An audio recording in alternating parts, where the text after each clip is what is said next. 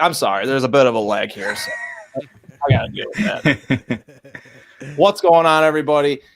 We're back. There's a lot to talk about. There's some news we got to get into, but first things first, let's introduce everybody. I got Thomas Frank Carr with me. TFC, how you doing, man? Good. What's going on, Clayton? Hold on. I'll wait 3 seconds and then you can answer. Okay. All right. For the lag. It's gonna be all night. All night. It's gonna be that. Yep, he's coming with the jokes. Hey, EJ's a fan of jokes. EJ, how you doing, man? What's going on, everybody? Love to take opportunities to speak to the Bills Mafia, man. Love you guys.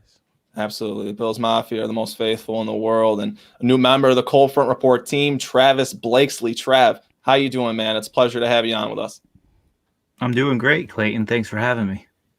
Absolutely. And, well, the fresh news coming out prior to us jumping on live a couple hours ago, little not old, but today news. The Bills are interested in free agent veteran tight end Jesse James. Thomas, I was talking to you before we hit the live button. What are you thinking about Jesse James and the potential addition for the Buffalo Bills?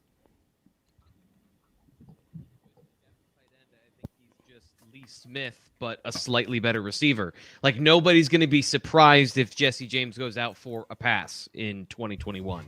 If they sign him, I think it's a quality signing. It's a guy that gives you a red zone threat. He's a decent blocker. The problem is I don't think he's really particularly good at any one thing.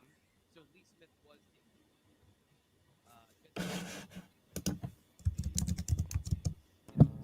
6'7", so he moves like a 6'7", 261-pound tight end. So as far as that goes, it's a solid player. He's not going to be a guy that is going to do a ton of things if they do sign him. He's got a specific role. EJ, what are you thinking? as I said in our CFR group chat, any tight end that can catch, I'm a fan of. We know we know our tight end one, so to speak, was Mr. Sir Drops a lot, and Jesse James is going to be a reliable tight end for us. Again, another guy who can fit into the role of just playing your role, and that is a very key component. He doesn't need the ball to be effective, can run block, like TFC said, probably can do some pass blocking too. Definitely a big red zone threat. I mean, he's been solid since he's been, in Pittsburgh, where he was just kind of caught up in the fray and around a lot of good tight ends, and he went to Detroit. And the same thing with the emergence of TJ Hawkinson. He kind of saw his opportunities dwindle, but I think going to the Bills, he'll be able to fit right into the offense, give us something in run blocking, give us something in pass blocking, and just be a nice, reliable target for Josh Allen. All right, good stuff. Trav, what are you thinking? Just to echo what the other two guys mentioned, he's a big body. He can catch the ball, which is something that we have been lacking at that position. And for me, the most important thing is having interest in players like these guys, and the most recent signings is we're really adding to the bottom end of our roster. And when you do that, it really tells me that that's a team that is ready to compete. We have most of our pieces in place, and to get guys to push each other is what I see from it. So yeah, he's big, he's strong. With the departure of Lee Smith, we need somebody to fill that role, and hopefully he can. Yeah, adding another tight end, I didn't anticipate it. I didn't anticipate them to sign another tight end or be looking for free agent tight ends. But it's interesting to me because adding that blocking role for a tight end is something that they've really kind of always wanted here. They've always wanted to have that extra blocker so that they can bring out run packages to run it down teams' throats. And we all know the struggles they had running the ball last year. So I'd be okay with Jesse James. I'm not enamored. I wouldn't be enamored by it. But like EJ mentioned, you're starting to see the team really kind of add to the bottom of the roster. And that's really what we wanted to talk about tonight, because with the second wave of free agency, that's really what you've seen the Bills kind of add to, was the bottom part of the roster. A lot of depth players that could potentially compete and possibly maybe even earn themselves a starting role on this team. And first and foremost, I want to talk about a player that I think will definitely be a backup. I hope will be a backup. I hope he never sees the field for the Bills, because we all know how bad his times were in Cincinnati, also in New York, and that's Bobby Hart. EJ, what do you think of the newest Bills offensive tackle? Bobby Hart's probably undoubtedly been one of the worst tackles in the league for the past 2 years. He currently has the lowest PFF grade for pass blocking ever recorded in a game at, I think it was like 4.9, something like that. But he's awful.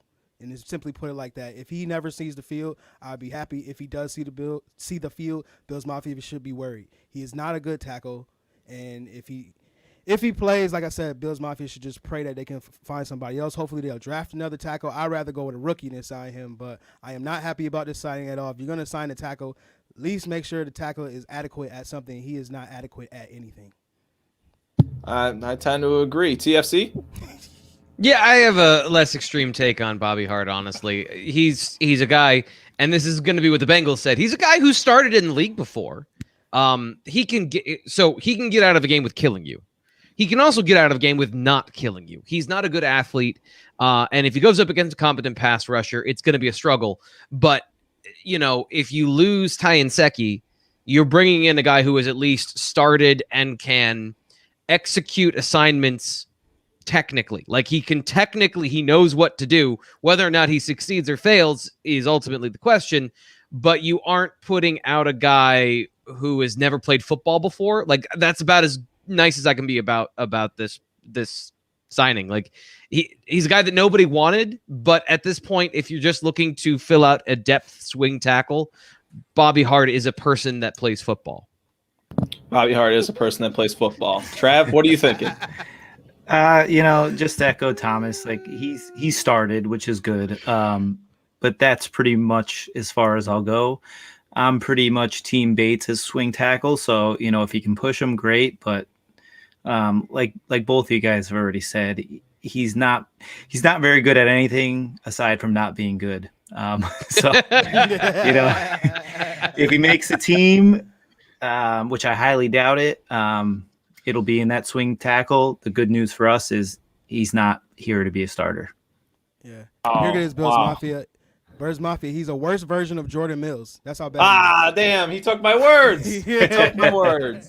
Yeah, I was about to touch on this. See, players like Bobby Hart, I do not mind players like Bobby Hart coming to the Bills at this point, at this stage of their careers, versus times of the past where you saw players like Jordan Mills who would sign a contract and would be starting for the Bills. And that's really kind of where I saw it. You're seeing a backup level player get a backup level contract on a championship caliber team, and he's a veteran in this league that has started for multiple teams. He's not a good player. None of us have said that he is a good player by any stretch of the imagination. And I really hope that he does not have to go out there and take reps for the Bills. But also, I feel like it's an opportunity for Bobby Hart. Because, and you'll hear, I'm not going to say that, I'm not going to repeat myself over and over on this show. I will mention this about another free agent signing we'll get into in a minute. But Bobby Hart has potential to come into Buffalo and possibly like revive himself, revive his career. And you've seen kind of the things that he's done, not only just off the field, but on the field. He hasn't had much success in any aspect of his football career to this point. Really hasn't. So there's really not a lot of potential. I wouldn't say potential, but there's not much that could get worse for Bobby Hart at this point. And where he's coming into in Buffalo, the situation he's coming into, it's ideal, and the fit makes sense for Bobby Hart in this stage of his career. And also a fit that makes sense for this player is Forrest Lamp. I was excited when the Bills signed Forrest Lamp. I wasn't head over heels about Forrest Lamp, but I am excited about the Bills adding pieces to the interior of their offensive line, an area that they needed to add players. Travis, what do you think of the former second-round pick joining the team? Well, I'll start by saying, it's always good to take a flyer, especially on a contract such as what we gave him on a second round. And he wasn't, mid-second, he was high second-round pick. So obviously there's some talent there. He has a long injury list once he got to the NFL. So, you could take that either positive or negatively.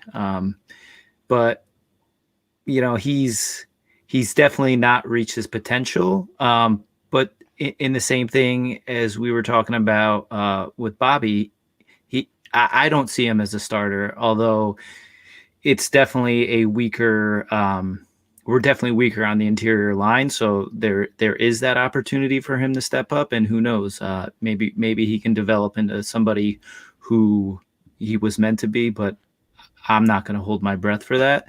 But like I said, like in when we were talking prior to going live, all these moves I'm okay with because they're really adding to the bottom of our roster, and competition makes everyone better.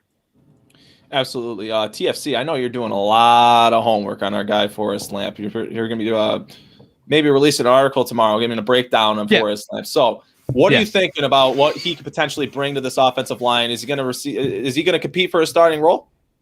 So, yeah, that's kind of where I started. Is I was curious about what was left of Forrest Lamp after all the injuries. So, a quick synopsis, and you can read all this tomorrow. It wasn't just in the NFL. It was also in college where he had it's all been to one leg. So it's all been his right leg. And if you look at the photos, you'll see a brace only on his right leg. So he had an ACL injury in 2017, which I'm kind of thinking was brought on by a high ankle sprain that he had in the previous season during his senior season at Western Kentucky.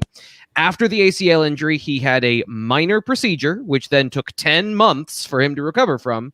And then as bad luck compounds, he broke his leg in 2019 in week 7 after he had gotten his first start of his NFL career the week before. So this past season was the first season that he got to play a full year of football since his senior year, the most snaps of his career. And you can see the rust. Like you can see some of there's good, there's bad, there's some really bad, there's some huge blown assignments. But you still do see a little bit of athleticism there. Now, he was a phenomenal tester at the combine. I mean, in the 99th percentile in most of the agility, acceleration, explosion drills. But he hasn't had an offseason to actually be strong. He's been doing rehab for the past 4 seasons. So really what it boils down to is what's left of Forrest Lamp. And I think there are encouraging signs on his film. Now, the play wasn't great, but if you look at he can still move well. I don't see a huge impediment in his movement skills. So then the question is, can he get back? Really, what I think he's lost is kind of that explosion in his ability to get off the snap. He doesn't have a lot of power in his body. Not that he had a lot before. He's, an undersized sort of offensive lineman. So then really it comes down to what the Bills medical staff thinks about him, and they signed him. So I think that's a positive sign that you might be getting some understated value in signing of Forrest Lamp. He might be a different player next year simply because he's had a chance to actually get back to playing strength and not rehabbing one injury after another. Absolutely. EJ, how do you feel? Looking at it just without doing any analyst work, I was not happy again about this signing. But listening to you guys talk, I was thinking about something that I heard one of the PFF analysts say, and they were always talking about, creeping back toward average. And I kind of see that same scenario kind of taking shape with Forrest Lamp. Like you guys all have said, he is a depth piece, and we're not looking for him to start. But there is something to be said about, playing the worst that you've possibly played, and you can just really only go up from here. Like, he can get no worse. Like TFC said, he's finally had time to rehab. We're always told that the Bills have the best medical staff, so maybe that will play a factor in how he'll develop. But if he could come in for, maybe 8 games, give us some solid play in the run game, make sure Josh Allen doesn't get killed. Like, just do your job. I think this will be a solid sign. I'm going to kind of be more optimistic on this one because, he is 27 and, he came off, like I say, the Chargers O-line. And if you guys know anything about the Chargers O-line, they were literally the worst in the NFL last year. So, again, he can only go up, and hopefully he'll go up in a positive direction. Now, Jonathan Wyman chimes in with a comment saying Lamp will be this year's Darrell Williams. And this is where I want to chime in. I want to give my thoughts because there is potential for Forrest Lamp to become a starting offensive lineman or a starting lineman on this team because like all of these men mentioned, like he has had issues with injuries over his career. You have seen the ups and the downs for Forrest Lamp, but there is potential there. And we've all mentioned the medical staff. We've all mentioned the training staff. It is no secret that players come to Buffalo and they get with this training staff and they get in that really expensive training facility and they get to work and they refine themselves. They find their health and they have good seasons as a result. Darrell Williams is a prime example. Kevin Johnson's another good example. Players that come to Buffalo who find health, who couldn't find health previously, they come here and really, that's sometimes the biggest issue for some players is getting healthy, staying healthy, not rehabbing, finally getting into the playbook, working on techniques and not constantly rehabbing. I feel like that has been the issue for Forrest Lamp to this point. I feel like there is upside, there is potential, and I feel like these two moves that we just spoke of, Bobby Hart and Forrest Lamp, those two moves speak volumes to how I feel this front office feels towards a former second-round pick, Cody Ford. How do you guys feel this impacts how Cody Ford is going, like just the status of Cody Ford going to this season? TFC, I want to start with you. Well, this is the first offensive lineman with starting experience that they've signed that is going to play the same position as Cody. So just by that, it's a guy that can realistically challenge him for a starting position. Obviously, it's not like they brought in a guy on a huge contract to replace him, but they're not putting all their eggs in the Cody Ford basket simply with the signing of Forrest Lamp because, I think as EJ said, creep back towards average is kind of a good way to look at it. If Forrest Lamp, if the high end is slightly above average, that's better than what they've been getting. So that's a quality move for not a lot of money. Again, we're talking about $1 million flyer you're taking on a guy who has the potential to, was a 38th overall pick. Like the idea behind it is a really solid one. And I was concerned that was going to be the plan, is Cody Ford's going to go into the season as the unquestioned starter. This makes me think that they really are going to evaluate every position and nobody's job is safe. That's an encouraging sign that not only do they view their own team this way, and that players like Forrest Lamp want to go to this team because they see the opportunity to get better and play for a winner. Absolutely. EJ, do you think this has any kind of implications for Cody Ford this season or no? Absolutely. I don't know if you guys remember, but he released a tweet after that signing and said, "Oh yeah, I see you," something like that. And clearly he was not happy with that signing. But the thing is, if you play better, they wouldn't have had to sign him, and that's just simply Right? what it is. Like he's been hurt. I'll give him that. But when he's been on the field, he has not been effective. He has not been good. And like I said, like I just previously stated, if you play better, they wouldn't have had to sign him. So now you got competition on the interior O-line, and it's going to only make him better.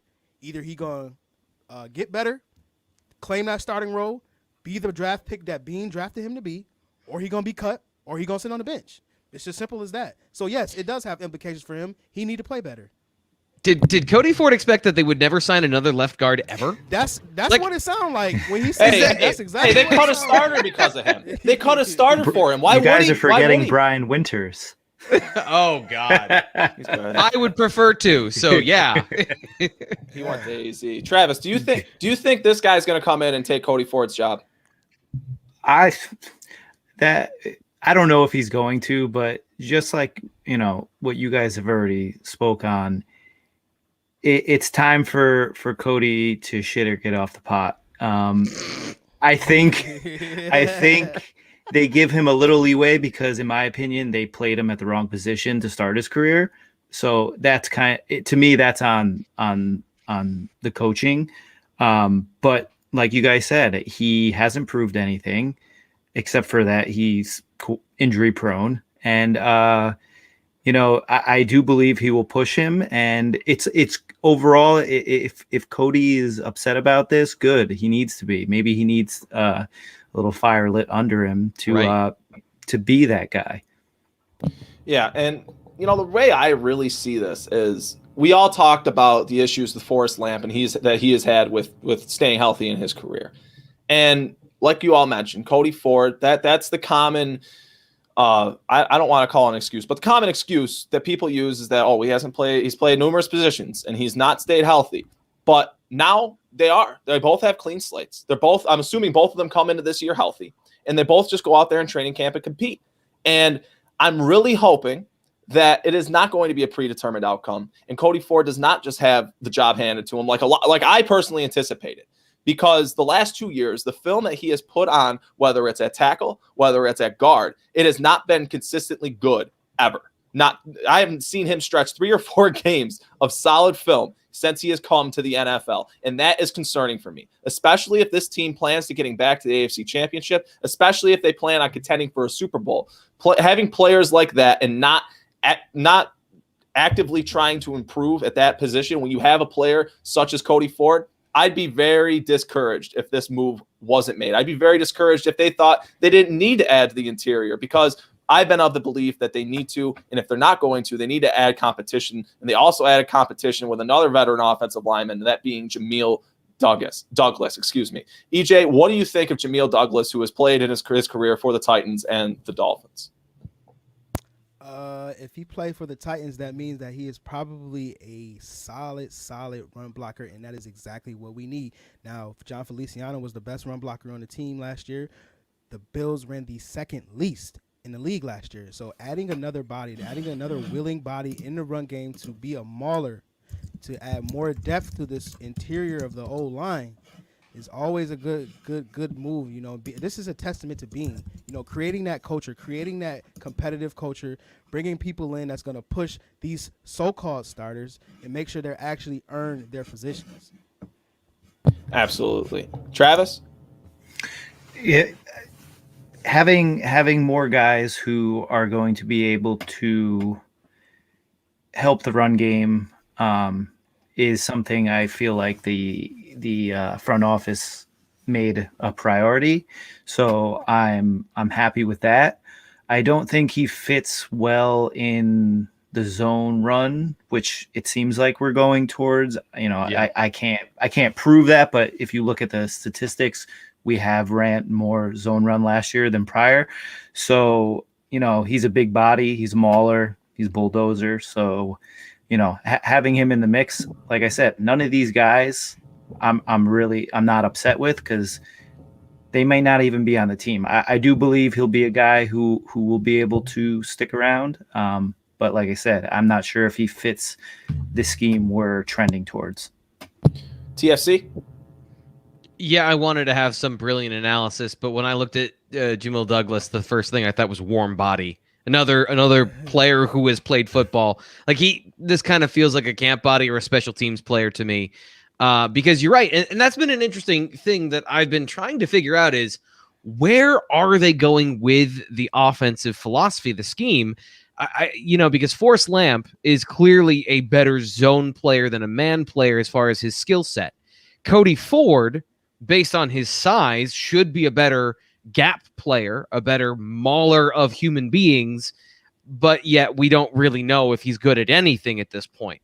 So you're building, I think, options along the offensive line so that you don't have to say, so they're not married to one scheme. A lot of teams are married to the outside zone if they do that. They're married to power and counter if they do that. I think the Bills can play whatever they need to. And that goes back to the tight end discussion as well, because I think what they're doing is kind of the Tampa Bay template of you can play 3 tight ends or 4 wide receivers. You get to choose based on the matchup, and that's kind of what they're bringing in. And now they're bringing in offensive linemen with a blend of skills because technically as a blocker, Forrest Lamp, and this is going to be in my article, like he's a decent run blocker. He's a decent technician. It's just I don't think he can get to every block physically at the moment. So what are you doing there? And that'll be the question that I think we'll find out and we'll have an answer for based on personnel decisions during camp and then what we see. I'm interested because I think that what they're doing is very smart.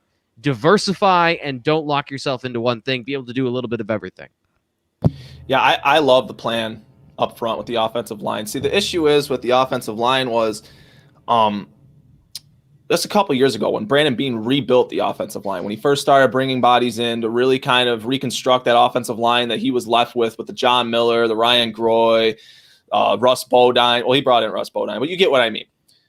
So when he reconstructed this offensive line, that was the first thing that was very evident to me because he did it in one offseason. He reconstructed a very bad offensive line. They went from very, very bad, one of the bottom 3 in the league, to to middle of the pack, like an average offensive line. And a lot of teams in the NFL would kill to have an average offensive line because there's just like that many like the Chargers. There's a lot. There's a lot of teams and a lot of bad offensive linemen out there in the leagues nowadays. So when I saw him do that, that was the instant moment that I was given some sort of confidence and comfort with Brandon Beane's ability to evaluate talent on the free agent market for offensive linemen. So when you talk about a player like Jamil Douglas or a player like Forrest Lamp, you automatically kind of just think like there's a chance that these players could pan out. There's a chance that these guys could be the cream of the crop, not necessarily as much as Jamil Douglas, as much Forrest Lamp. But the point I'm trying to make is there's a real opportunity for these guys to come into Buffalo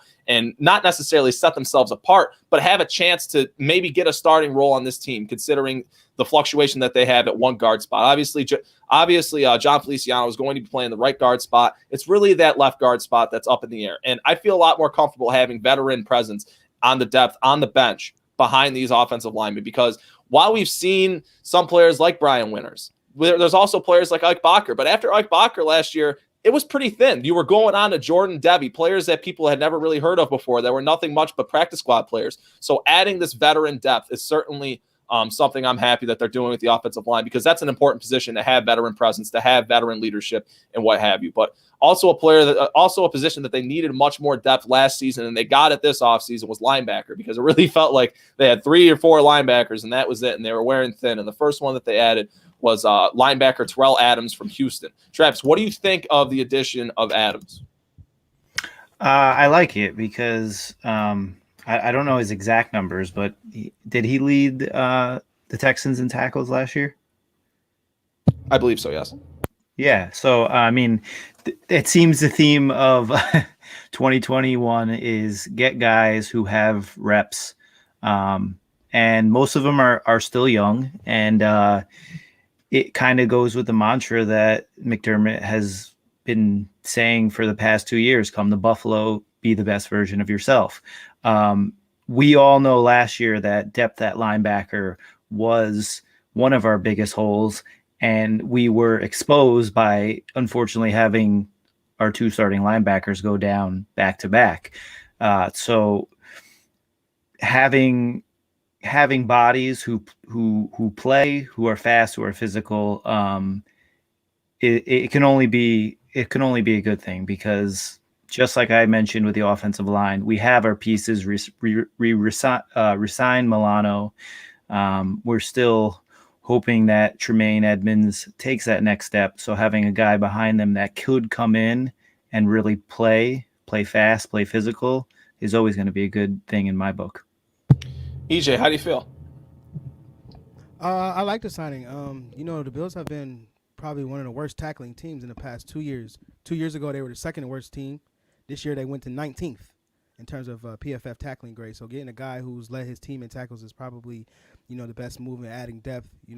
That's been probably the Bills linebackers' biggest struggle, is them tackling on a consistent basis. And so bringing in a guy that can be a short tackler and just add more depth in that position, period, is, again, a testament to going out, finding players that can fill roles and getting cheap talent, to come in and contribute and making a defense solid.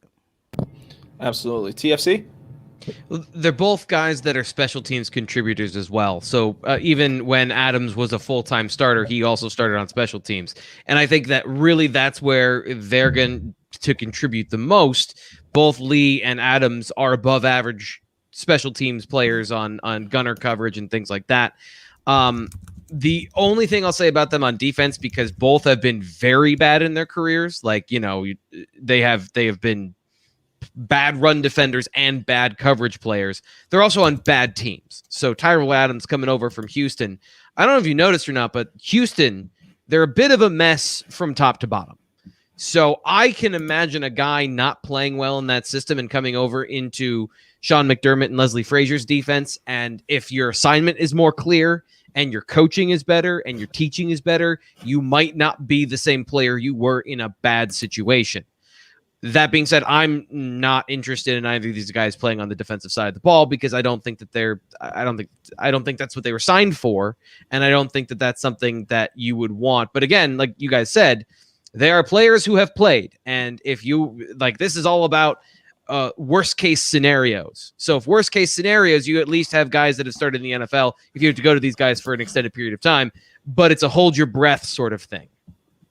Yeah, I tend to agree with you wholeheartedly with what you're saying. In terms of one of these guys being our top two linebackers, replacing Tremaine Edmonds, replacing Matt Milano, I wouldn't be obviously that's what these guys weren't brought here to do. They were brought here to contribute on special teams. And in Tyrell Adams' case, I believe he was brought here to be that third linebacker that kind of gives them a little more flexibility. If you bring out three linebackers, before last season, it was with AJ Klein. And if AJ Klein wasn't moving forward, he was kind of a liability in anything that wasn't run defense or pass rush. So this kind of opens you up your availability with having Tyrell Adams, a more athletic option at that third linebacker spot. I feel like Markel Lee, he also fits a similar mold, but I am much more higher on Adams than it sounds like you are, TFC. I like the move for Tyrell Adams. I think adding a player like Tyrell Adams, like I said, I keep saying it opens up your availability to run your base defense with more athletic linebackers, and that's a huge asset for this team. You talk about being able to have three linebackers in the box that can contribute in the run game and also to drop back and defend the pass. You touched on the lack of coaching in Houston. It's a good thing that the Buffalo Bills happen to have one of the best linebacker coaches in the NFL in Bob Babbage. So that is the one thing that I'm really excited to see, because I see a lot with Tyrell Adams. I tend to agree with you more so on Markel Lee being more of a special teams contributor. I'm not really high on Markel Lee. I think, I agree with you, he was a depth addition. But overall, this second wave of free agency, I think the Bills added a lot of solid pieces to the bottom of the roster. We said that at the onset of the show. These are all the players that they've signed, but I want to ask all of you individuals a question, and I have follow-up questions and what have you. I'm going to start with you, EJ. Do you think the Buffalo Bills roster, as it stands before the draft, is a championship caliber roster? Absolutely not. They are good enough to win the AFC Championship.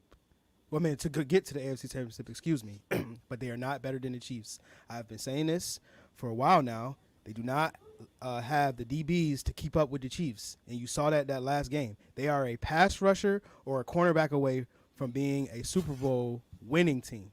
If they can get a top-notch pass rusher or one of these top corners at pick 30, not a running back, they will probably be closer to beating the Chiefs. That is their competition. They are currently constructed. They're probably maybe second best team in the AFC period. But if they get one of those corners or improve the DBs, they will be as good as the Chiefs. Travis, do you think this is a championship caliber roster? I think I look at it a little differently than EJ. I do think it is. I don't have to. I wouldn't necessarily say that we lost. I mean, we did lose because we couldn't cover anybody. You're right about that. The cornerbacks and not being able to keep up with them. But I think if our offense played the way it was supposed to play, that game comes down to a few bounces. So while I tend to agree we are a cornerback or an edge rusher away from, unseating the Chiefs, I still like to think any given Sunday, we could beat them. So yes, I do agree. I do think we are. Well, the Bills had 2 shots to beat them in their balls both times. I'm just saying.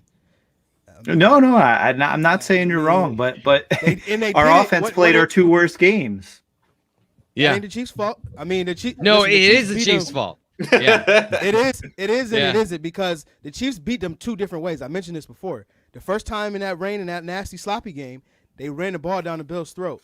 Second game, they passed the air out the ball, and the Bills was just like, all right, they played that zone and just let them pick them apart. So it's just like, how are you going to combat that? They are not currently scoring. constructed. Yeah. How are they going to do? Yeah, I'm with Travis. Like in the first Kansas City game, they were within a touchdown of winning in the fourth quarter. So like they were in that game the entire time. They allowed the Chiefs to run. That was the idea. That was Sean McDermott said, you pick your poison, and we almost did it. The offense did not play well in that game, and the defense for the Chiefs had a better plan, and they were able to keep Brian Daboll and Josh Allen off balance in the AFC Championship game. But this is the thing I'll point out, and this is where I don't think that just running it back is a good idea, but this year specifically is a different case, because the Kansas City Chiefs, do they have a starting tackle on their roster right now? Like, that's actually a question. The group. No, they don't. They don't. Okay. Lucas, All right. Lucas Niang, if you want to count him. Okay. So now I know they signed 5 interior offensive linemen. So I know that they have, offensive line is not going to be they're going to solve that problem eventually. But the Bills brought back every single starter and possibly upgraded the one position that they switched out. So you have maintained your team, and you have the opportunity to improve in the draft. Where the Chiefs have to fill holes, the Bills can improve. So to me, yes, it is those 2 teams, and I think you can put the Browns and the Ravens in the same conversation of teams that might be the best in the AFC. I don't know how I feel about the Titans. I think they're going the opposite way, and the Colts will eventually be the team in that division. And then it comes down to Carson Wentz there. They are the most clean team in the AFC. So yes, I think by that definition, they are a championship roster. But to EJ's point, to do that and to cement that, you have to nail the draft. You have to get better, because you can't stay the same. Absolutely. I don't want to say. You should have gone first. I really should have. Because I agree with EJ. 110%. I agree with EJ. I am one of those people. I feel like in order to be the man, you have to beat the man. If you want to be better than the Chiefs, you have to beat the Chiefs. I understand we can sit here at this point in the offseason and draw and look and see these rosters, but until the game is played, we won't actually know. But my opinion is, I agree that we need a cornerback or we need an edge rusher. That is what will take. That's what it takes for this team to get over that Kansas City Chiefs hump. Take away the doubt out of my head. That's really what it takes.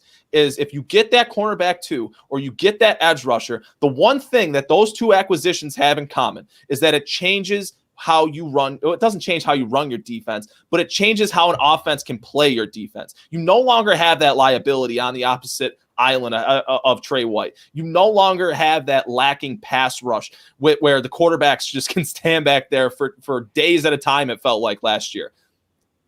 I'm a huge advocate that this draft, you either need to move up and get the edge rusher that you want. If you are sold on an edge rusher, you need to move up and get him, or you need to trade that 30th pick for Danielle Hunt. That is how I have felt since this offseason has started. I really want this team to get that franchise edge rusher because I believe without it, I believe either without that edge rusher or without that cornerback too, this defense is not going to be the optimal version of the defense that can win a Super Bowl. That's how I have felt the entire time about this defense. And seeing how they've added pieces, they've really added pieces to everywhere that they needed them, except those 2 spots. I mean, I understand you signed Obata, but you didn't add any corners. You didn't really add any kind of true dominant edge rusher. So what do you have on that defensive line that was just bad last year that you didn't have last year? Like Star Lotulelei, is that going to be your pass rush difference maker to that extent? Bringing back Star Lotulelei, I understand that one technique has a lot to do with this defensive line and what they could and couldn't do, but I really am uncomfortable with the fact that is going to solve all the problems because I simply feel like that it's not that simple. Well, you're also expecting both AJ Epinesa and oh my God, Ed Oliver. Thank you, Brain. You're expecting both of those guys to play better. Like you're expecting those 2 guys to play better in 2021 and take the next step. I agree with you. I think that, for this zone system to work, you can't give a quarterback all day to throw because zones break down over time. All coverage breaks down over time. It would be great if you had 3 lockdown defenders in the secondary and then like a really good 4th option who's also good against the run. That would be ideal, but nobody's working with those cards. So how do you solve that problem? I do think that edge rusher is the thing, but when you start trading up and you need both of those positions in the long term, you are then depleting your ability to go fill those holes and to fill those future needs. That's tough because I agree. I think at 30, it's going to be tough to find a guy. Yeah, it's going to be hard to find a guy that can come in and contribute. It doesn't have to be a starter, doesn't have to be a star, but has to contribute early at that edge rusher position. Right. Yeah, I'm all team trade back, man. Listen, like I said, the Bills are only like we just talked about. The Bills are only like 2 or 3 pieces away from winning a Super Bowl. You know what I mean? And if they're gonna do anything in the draft, they gotta trade back. Like you said, like TFC said, trading up is only gonna deplete your options. And if you trade back, you can get the cornerback, you can get an edge rusher, you can get a coveted running back that y'all want so badly. You can get all those things if you trade back. Then you can get a 4th round pick too, and then that's where you can take a running back. So I think trading back will be the best option. You get you that cornerback, get you that edge rusher. I will be fine with either one of those because that is telling me that I know that I need to put some pressure on Patrick Mahomes. And as TFC mentioned at the beginning, the Chiefs are in a position now where they can be taken advantage of. They can be beat because they don't have solid tackles now. So now let's go capitalize off that. I'm going to have a real hard time trading back if Ojulari or Kwity Paye is on the board. That's all. That's the only run time. The card up. Run the card up.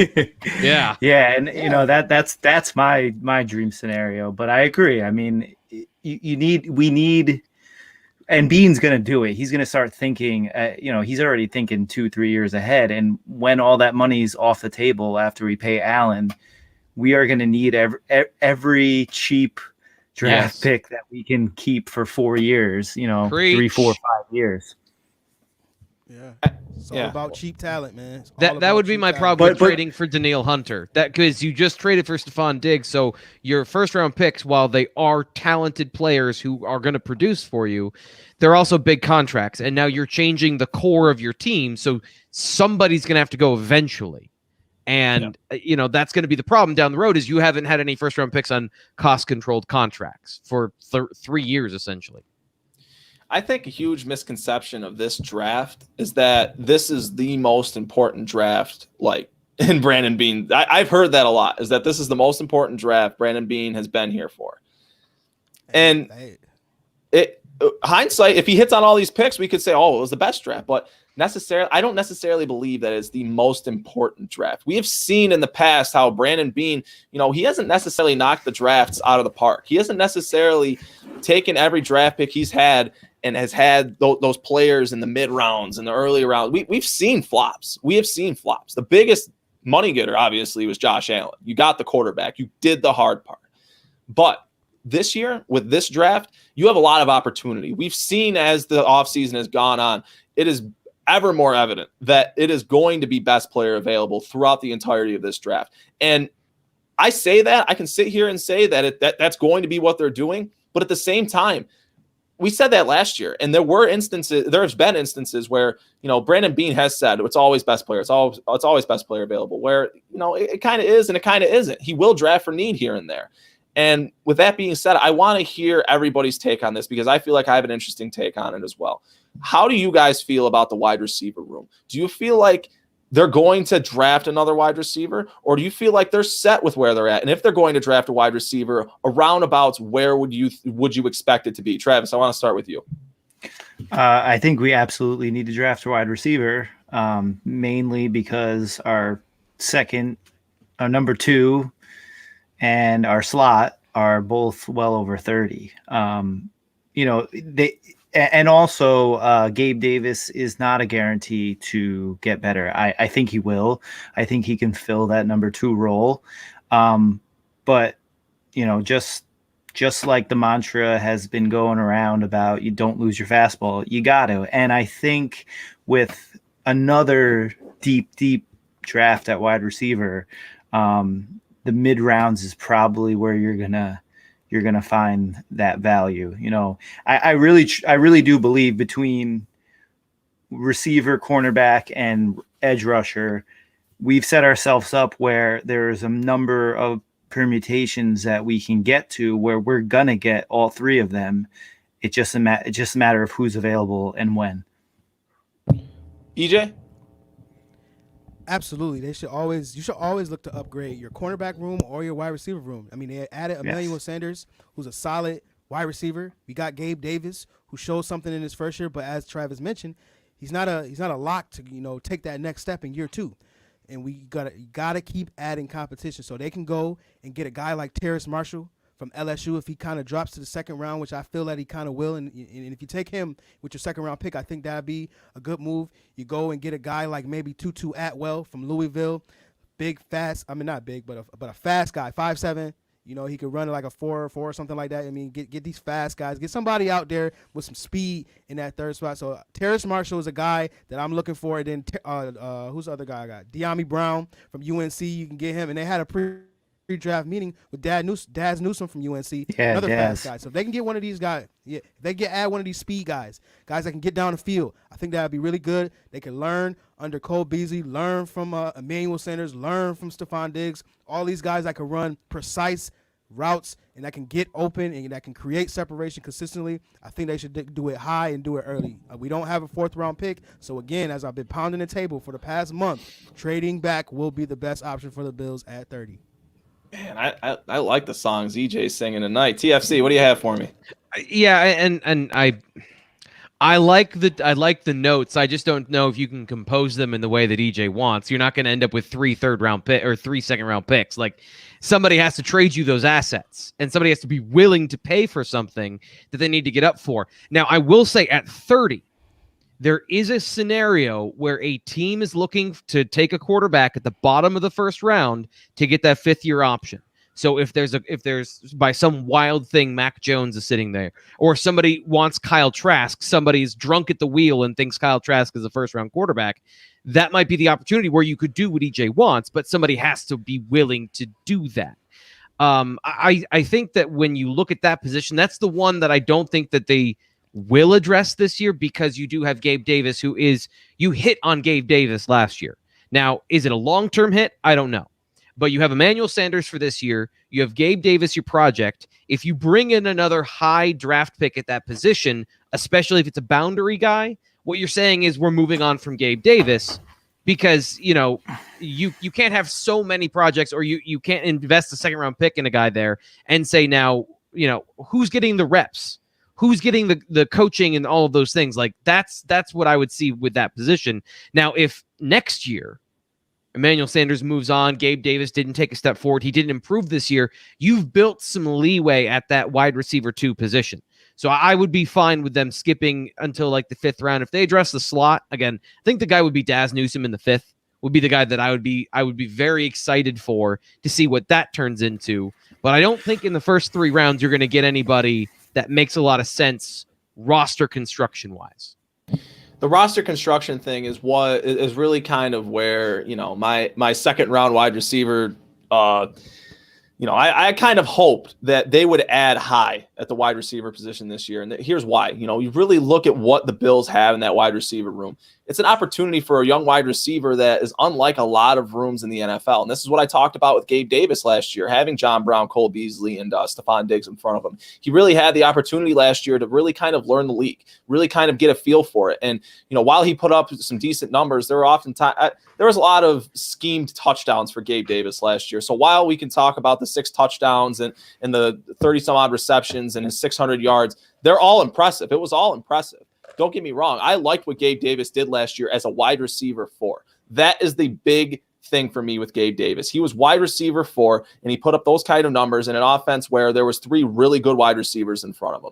I am apprehensive with a Gabe Davis and what he has potential to be. Could he be a wide receiver 2? By the end of this season, he very well could be the guy opposite Stephon Diggs in place of Emmanuel Sanders because, that's just the way he developed and that's the way the season went. That could be very well could be what's best.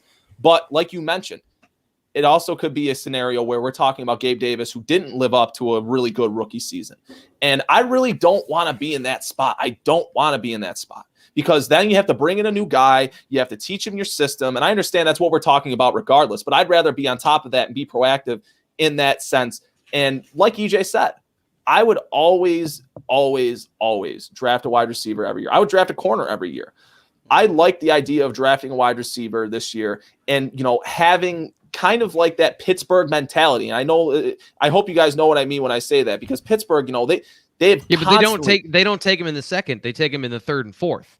They identify the guys in the middle of the rounds. So that's what I'm saying is like if you take a third or a fourth round receiver, sure.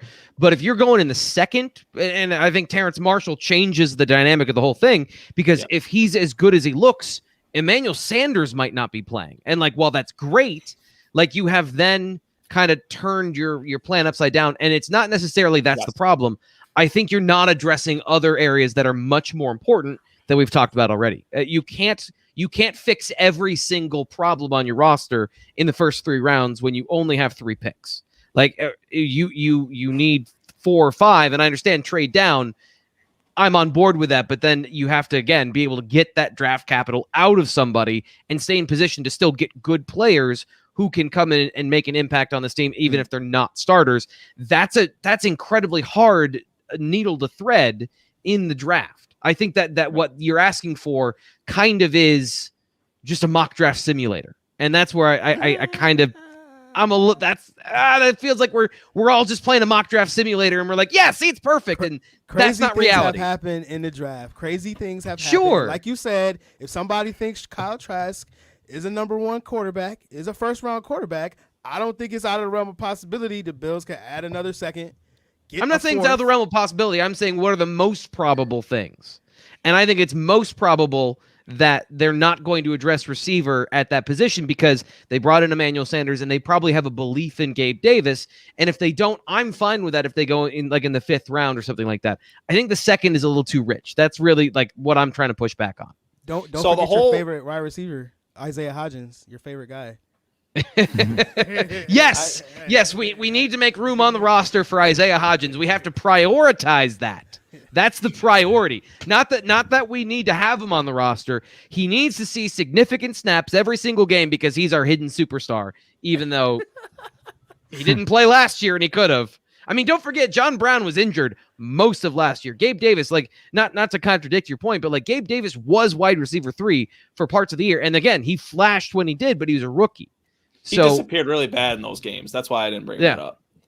That's what gives me most of my apprehension was the fact that in those games, in the stretch of games that John Brown was out, Gabe Davis didn't see more than 5 targets and didn't have more than 3 catches once. As you know, a lot of Bills fans really kind of anticipate, John Brown's down. Well, that means Gabe Davis is going to be wide receiver 3 in the offense, but boundary wide receiver 2 is what he was playing. And he was getting covered up by cornerback 2s fairly easily. And that's what gives me the apprehension with Gabe Davis. That's what led me to say, well, he's not as good as a rookie wide receiver who had the statistics that he had. You would really, those stats weren't really indicative of how good of a wide receiver he was, or lack thereof, if you will. But the whole point of why I brought up the wide receiver conversation, and EJ keeps joking about running back at 30. I really, really, really want to see this team add a playmaker. I really want to see them add that guy that, just adds a certain dynamic element to this offense, because you already have one with Stephon Diggs. You have Cole Beasley in the slot. You get another explosive, agile, really an athlete out there, a playmaker. Who's the guy at 30 you're thinking of? Because it sounds like you're describing somebody. Who's the guy who's there at 30 that makes you pass up on an edge rusher? It's not Travis Etienne. It is not Najee Harris. No, but who's the? Give me Pat Freiermuth. Give me Pat Freiermuth. I would love. Let him know. Let me know what. What's there to know about Pat Freiermuth? You don't Pat catches balls in the flat. Yeah, I've covered Pat for 3 years now. He's a good tight end, but he's not a top 5 tight end in the league. He's not a dynamic difference maker. He's a good player. And I don't want to discredit it. This always sounds like you're taking a dump on a guy when you say he's a really good player, but he doesn't have the explosive dynamic skills that you want to upgrade the tight end position. He just raises the floor. Now, if that's what you're looking for, I do think he can make plays after the catch with broken tackles, but this isn't George Kittle breaking tackles. This is more Heath Miller breaking tackles. So that's a young Heath Miller is always what comes to mind when I think of this guy, because he's a good run blocker, and he's not going to be a guy that is Travis Kelce running vertical routes. Like, he gets down the seam in college pretty well. But this isn't Darren Waller. This isn't that guy that's going to fix it at 30. Now, in the second round, as he's the future of the comfort zone for Josh Allen, yes, absolutely. I just don't think that he is going to be the guy valuable enough at 30 with his physical skills to be that guy that changes the position for the Bills. And listen, I like it. Like, he's a smart kid. I like him. I have had, I thought he was a great weapon for Penn State. But I've always, since he was a freshman, thought he's not fast enough to be the difference maker at tight end in the NFL. That really just hurts. That hurts, man. Clayton, you was there though. I was there with you with Pat, just like TSC said, but not at 30 though. At 30, you got. If we're trading down and we got 7 second-round picks, yes. 37. Yes. Give me 37. Yes. How about 37? That's a little rich for my blood. Well, you got to address another position before you take Pat Freiermuth, in my opinion. Yes, that's the thing. Yes. Okay. I thought you were going to say Rondale Moore. You were describing Rondale Moore. You were going to say Moore until you said Pat Freiermuth. I was like, where is he going with this? But I'm ready. I'm ready for it. But no, who's the receiver? I want to ask you guys, who's the receiver if they were there at 30? That's reasonable, not like Jamar Chase, but like, who's the guy that is maybe there at 30 that you would take over the obvious positions that we've talked about of edge and cornerback? Terrace Marshall, that's my guy. You take him at 30. I would think about it. Is what I'll say that I am, because Chase is gonna be gone. Who's the other top? Smith, Waddle, all those guys gonna be gone by 30. So all the rest of the guys got really like second round grade. So I mean, Terrace Marshall is the only guy who has a second or third round grade who could be a Pro Bowler down the line. And then if you take him at 30, it won't look like such a stupid pick. It'd be like, man, he actually had more talent than people actually thought he was, because he does. He played Justin Jefferson's role last year and thrived. He is good. He is just as good as all those guys. But he didn't get the clout because of Jamar Chase and because of Justin Jefferson. So that's who I would at least think about. Travis? For me, Elijah Moore. I mean, having Cole Beasley aging and just the skill set that he brings, it wouldn't there'd be a lot of guys who would have to come off the board first, but if you're going to make me choose, it'd be Elijah Moore. Yeah, I'm right with Travis on that. I'd like what Elijah Moore would bring to this offense, having a player like that in the slot, and with Cole Beasley. I don't like saying this, but I don't think he has 1 or 2 more years with the Bills left. So you need to kind of prepare for that. I don't know if necessarily in the first round of this draft would be the time to do that, but I do agree. I would love to add Elijah Moore to this offense. I'm taking Rashad Bateman. That would be my guy. Yeah, because that's what I was thinking of. Good job. That's what I was thinking of. Bateman. He's a boundary receiver. He's explosive. He plays bigger than he is. He's that guy that might be a good complement to Diggs. But I still have a hard time just with the receiver, knowing how many good plays you already have there and how many good plays you need on the other side of the ball. So well, I can definitely agree with that. We have other positions, but you just also have to think a lot of times we're trotting out 3 to 4 of these guys out in the field, and Yeah. their chances of getting injured are just going to increase just by that, just having that many guys out there. So, we were blessed to not have Diggs go down at all last year. That one time in week 16 when he was hunched over, we were all pulling our hair out, I'm sure. There's a lot going on, and going into the draft, there's a lot of things that the Bills can do. They can draft a running back at 30. They can draft corner. They can trade down. The ideal scenario, like there's not a lot of ideal scenarios in the NFL draft. So I don't want to ask you guys the ideal scenario. I really, really don't. If the Bills are at 30 and they can't trade back, you obviously didn't trade up. You don't really have that edge available. There's no wide receiver. Freiermuth's gone. Najee Harris and Travis Etienne both somehow are gone. What is the border? What's the last, not necessarily the last move, but a player that would kind of like catch a Bills fan's ears by surprise? Who would that player be for you, EJ? Who would the Bills go with that you'd be like, oh, wow, I wasn't really expecting that, but the player that you would want?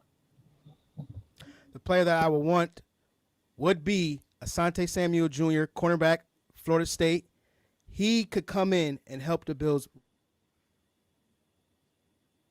I think we lost EJ. Sure. There he is. Okay, I'm back. I'm sorry. All He right. can make sure that second cornerback spot was locked down, number one. And he can also play in the inside, in the slot. He can be an upgrade over Teron Johnson. Teron Johnson struggles in coverage, despite what Bills Mafia may believe. He had 2 good games at the end of the year with 2 pick sixes, and that kind of skewed what you guys think of him. But he really struggles in coverage. So if they got Asante Samuel Jr., he could help them right away. He can be an asset also in the run game because he is not scared to stick his nose in there, and he would be that guy that can contribute right away. TFC? So I'm kind of leaning this. So I'm going to throw one out of left field, and I don't know if he'll be there, but a position we haven't really talked about is Jeremiah Owusu-Koramoah, the linebacker from Notre Dame. And this is my theory. It's the 11th defender theory. There are 10 starters on a defense, and then the 11th guy is whatever you can come up with that can cover the slot and play the run, whether it's a safety, whether it's a linebacker, or whether it's Taron Johnson. And that guy might improve your defense because he can do both. As a linebacker, I look at him at 215, I'm like, no, thank you. But if you look at him as just the 11th defender on defense, he's bigger than a slot corner, he's fast as hell, and he hits like a dump truck.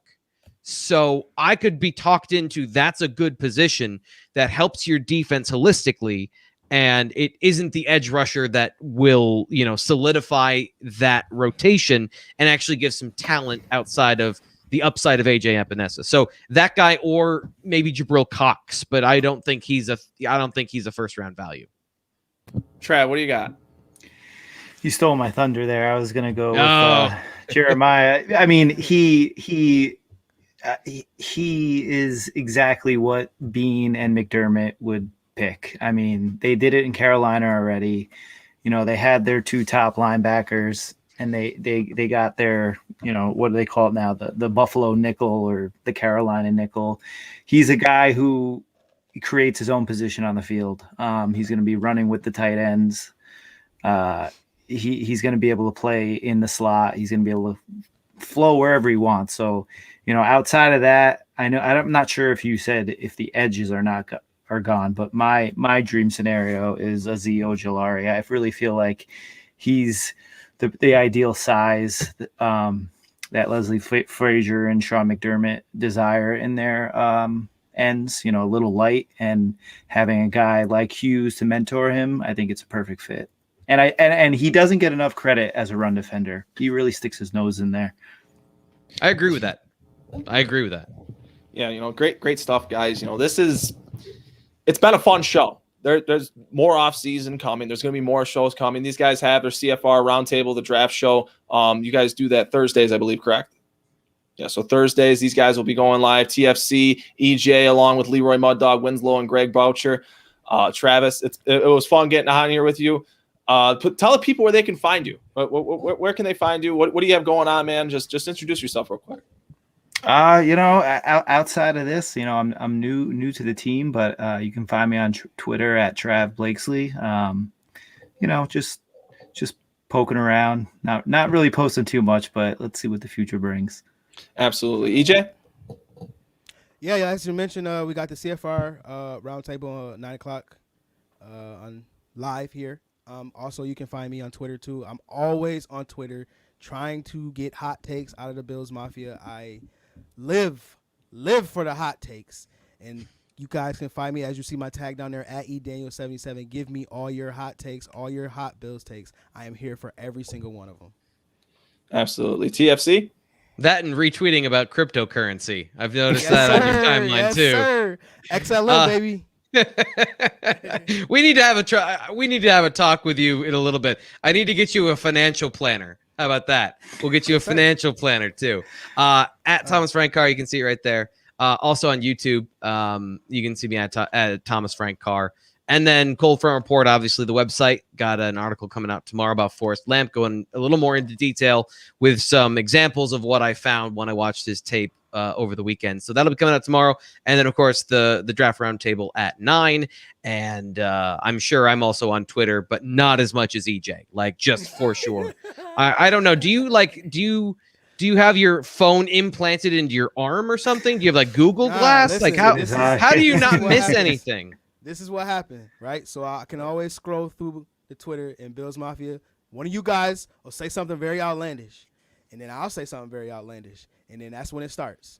The whole Stephon Diggs thing that you saw, just one Bills fan talk about he was the best receiver in the league, and I kind of started a whole 3 or 4 day thing.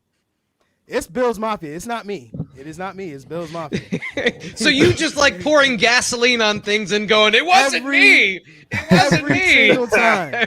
Every single time I pour gasoline right on it. Oh, I'm man. smoking this cigarette next to a burning building. I don't know what happened. Hey, remember in a Dark Knight when the Joker threw the cigarette on the money? Yeah. That's Yeah. me. I'm the That's Joker. you. That's Yeah. it. That's me. All right. Well, if you want to find me, you can find me on Twitter at CFR Clayton. You can find me on Instagram, the same exact handle at CFR Clayton. Be sure to follow all these guys. I have EJ and Thomas's Twitter handles in the description below. I do not have Travis's in there. He got it to me late. I just didn't get it in there, but I'll update the post and you'll be able to find him as well. Be sure to follow us on Twitter, Instagram, like our Facebook page, subscribe on YouTube. It's at Cold Front Report on Twitter, at Cold Front Report _Bills News on Instagram, and then Cold Front Report on YouTube. You can find links to all of our pages, everywhere you can find our content. You will find links to those places in the description below. I want to thank these guys for joining me tonight for a solid show. It's the first of many more to come. I hope you all have a wonderful evening. Stay safe, stay healthy. Go Bills. Yes, sir. Go Bills.